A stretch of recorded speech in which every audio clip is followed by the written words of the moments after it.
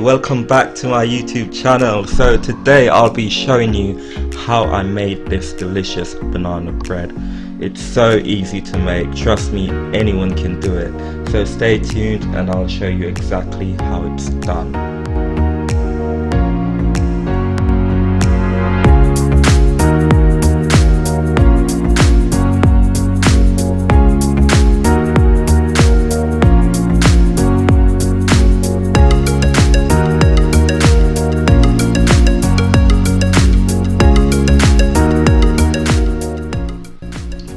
So to get started you will need about 2 to 3 very ripe bananas. Here I'm actually only using 2 bananas because they were very large, okay? So you do need to make sure that your bananas are very ripe. The riper your bananas are, the tastier your banana bread will be, okay?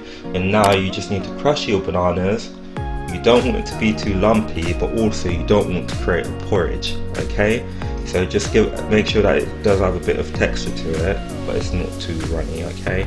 So here, as you can see, this is the perfect texture for your banana bread, okay?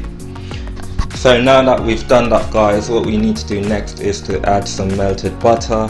I like to melt my butter in the microwave. It only takes about 15 seconds and it's melted, okay? So you just need to mix that right in. And then you need to add an egg. So here I'm beating my egg with a fork, nothing fancy, just quite simple, okay? And once it's beaten, you just need to add that to your mix and just mix it right in.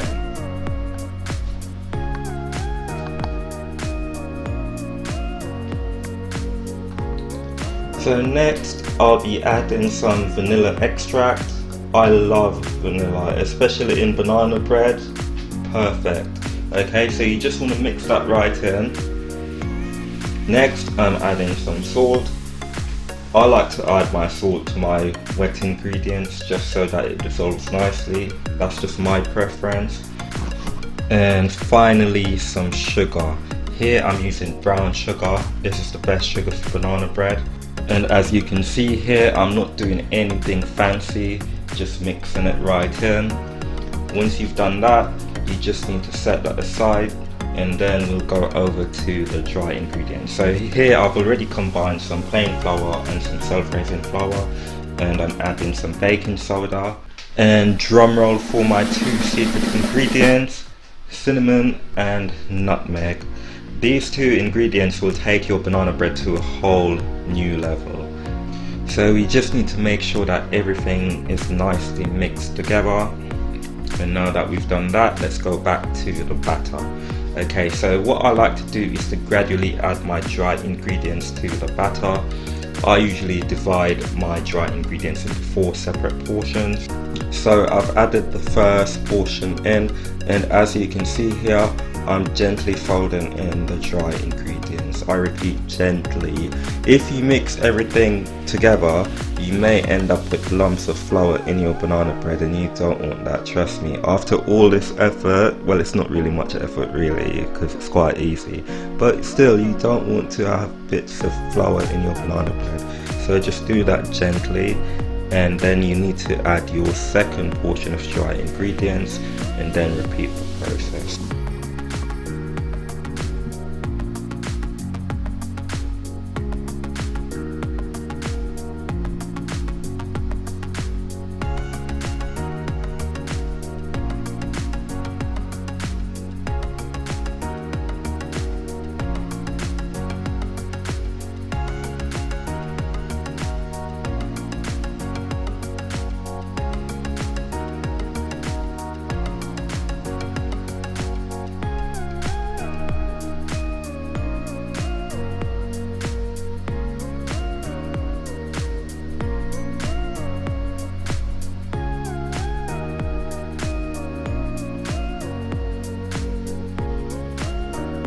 So this is what my batter is looking like at this point.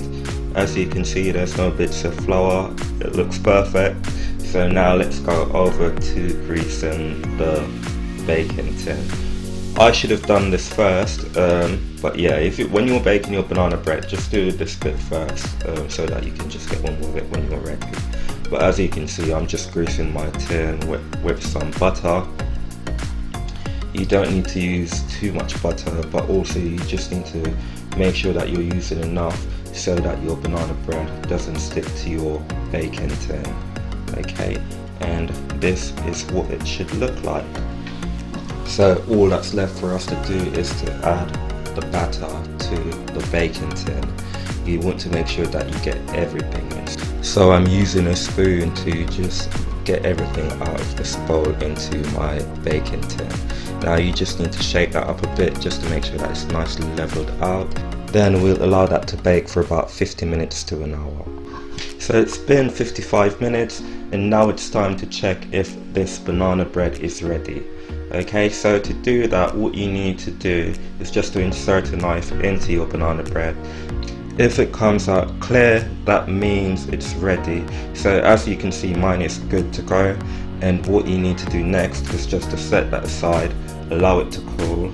If you're impatient like me, you don't have to even wait for it to cool. It's ready. You can take a bite if you want to. So as you can see, mine is looking good. It's looking perfect, so soft, and it smells so delicious as well. So give this recipe a try. Let me know what you think. If you have any questions about this recipe, please drop it in the comment box below. Also, if you enjoyed this video, please do give it a thumbs up and subscribe to my channel for more delicious recipes. Thank you so much for watching, and I'll see you on my next video.